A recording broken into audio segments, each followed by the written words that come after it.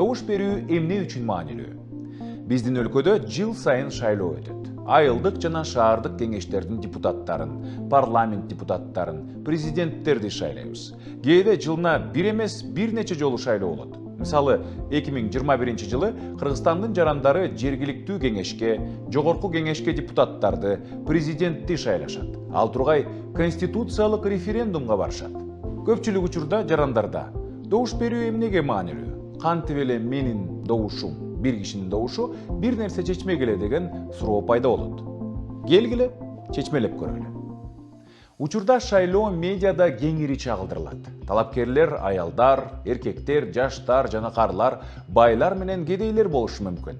Саясатчылар биздин шаарларга жана айылдарга келип, добуш берүүбүздү суранышат. Ал эми чыныгы жеңиш шайлоо тилкелеринде гана чечилет. Бирок шайлоолор дайым эле андай болгон эмес. Мисалы, байыркы Афинада курал көтөрүүгө укуктуу 60 миңге жакын эркектер гана добуш бере алышкан. Алар күн сайын шаардын аянтына чогулуп, өздөрүн кызыктырган маселелер боюнча ачык айта алышкан. Мыйзамдар, салыктар жана башка чечимдер ошол эле аянтта кабыл алынган. Бул тикелей демократия ыкмасы болгон. Шайлоо өнөктүгү болгон эмес. Кийинки башкаруучу ким болоору чүчү кулак менен аныкталган. Идиштерге кара жана ак буурчак салынып, ак буурчакты алган адамга кызмат ыйгарылган. Бактылуулук же кокустуктан улам шаар тагдырын чечүүчү адамдар дайындалган. Байыркы кыргыздардын мамлекетинде жогорку бийлик уруу мүчөлөрүнүн аксакалдарына таандык болгон. Алар жыйынга чогулуп, уруу башчысын жана кол башчыларды шайлашкан. Ошондой эле аларды башчылыктан алышкан. Аксакалдар гана добуш берүүгө укук алып, калгандары алардын чечимине баш ийишкен. Жарандардын добуш берүү укугу деле болгон эмес. Көп учурда бийлик уруунун сакалдуусуна мураска калган. Совет доорунда жагдай түп тамырынан бери өзгөргөн. Ал мезгилде өнөр жайда, чарбада эмгектенгендер добуш берүү мүмкүнчүлүгүнө ээ болушат. Бул учурда мурда шайлоого катыша албаган аялдар добуш берүү укугуна дагы ээ болушкан. Бүгүнкү күндө Кыргызстанда шайлоонун мындай формасын элестетүү мүмкүн эмес. Өлкөдө миллиондогон шайлоочулар бар.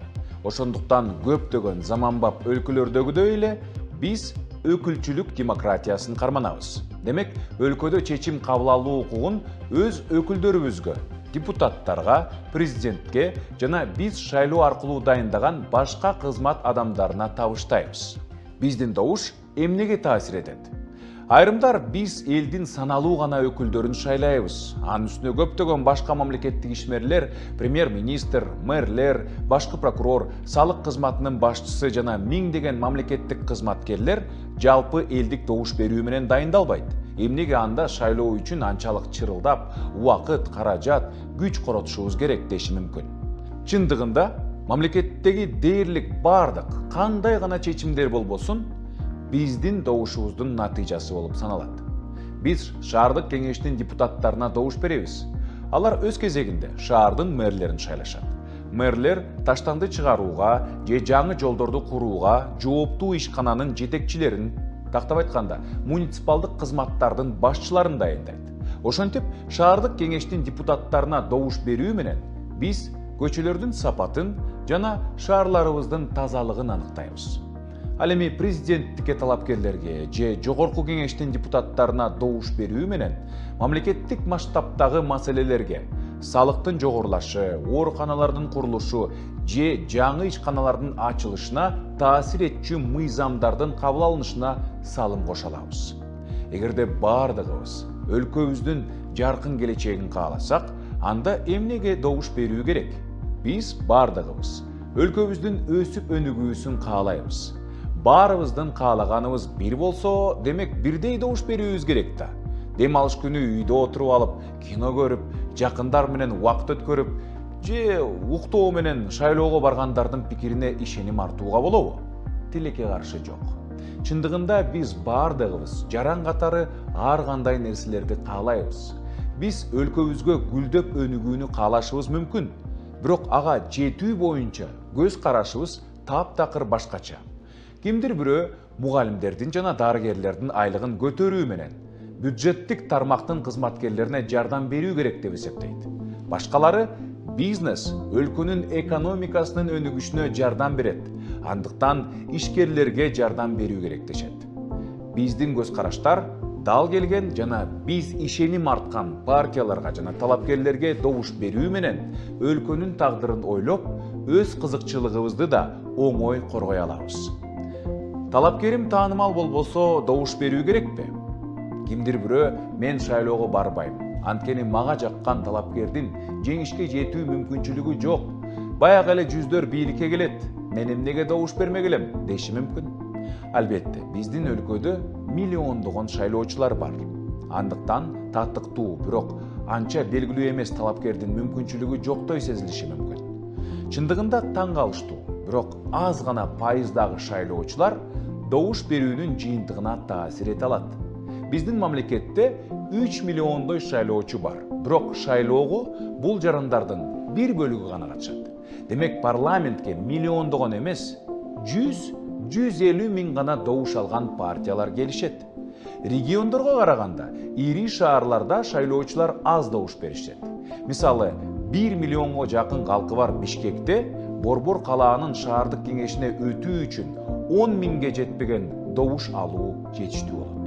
Элестетип көрсөңүз, 10 миң гана добуш Борбор калаанын тагдырын чечип коет. Жеңишке жетүүгө бир нече 100 гана добуш жетиштүү болгон айылдык кеңештер тууралуу айтпай эле коелу. Демек, шайлоо жыйынтыгына бардык жарандар эмес, шайлоого катышкан гана жарандар таасир эте алат.